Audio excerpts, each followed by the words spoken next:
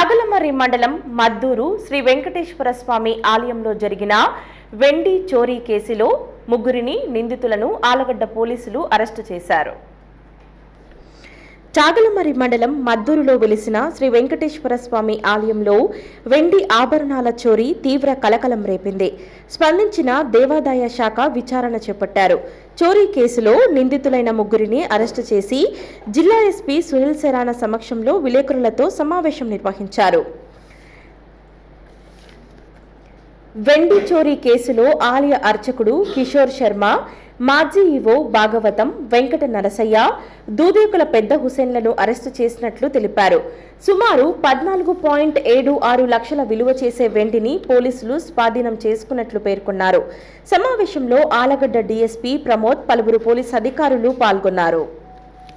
తర్వాత కేసులో విచారణ చేస్తే అప్పుడు ఉన్న ఈఓ, సో ఇది జరిగింది సుమారు 7 to 8 months బ్యాక్. సో అప్పుడు ఉన్న ఈఓ అండ్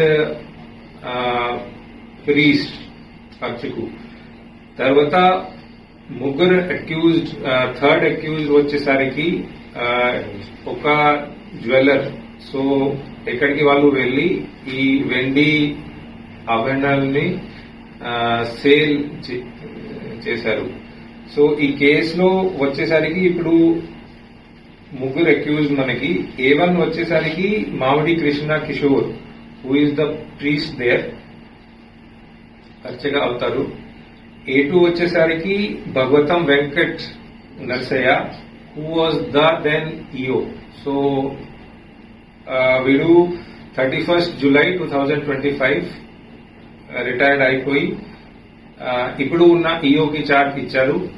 కానీ ఈ వెండి ఆభరణాలు హ్యాండ్ ఓవర్ చేయడం జరగలేదు. బికాజ్ అక్కడ ఉన్న వెండి ornaments were not the real ornaments, అక్కడ ఉన్న ornaments fake.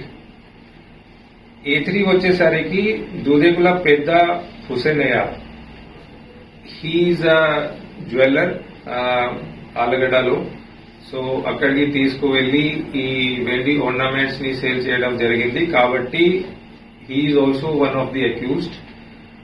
సో ఈ ముగ్గురిని ఈ రోజు అరెస్ట్ చేసి ఇప్పుడు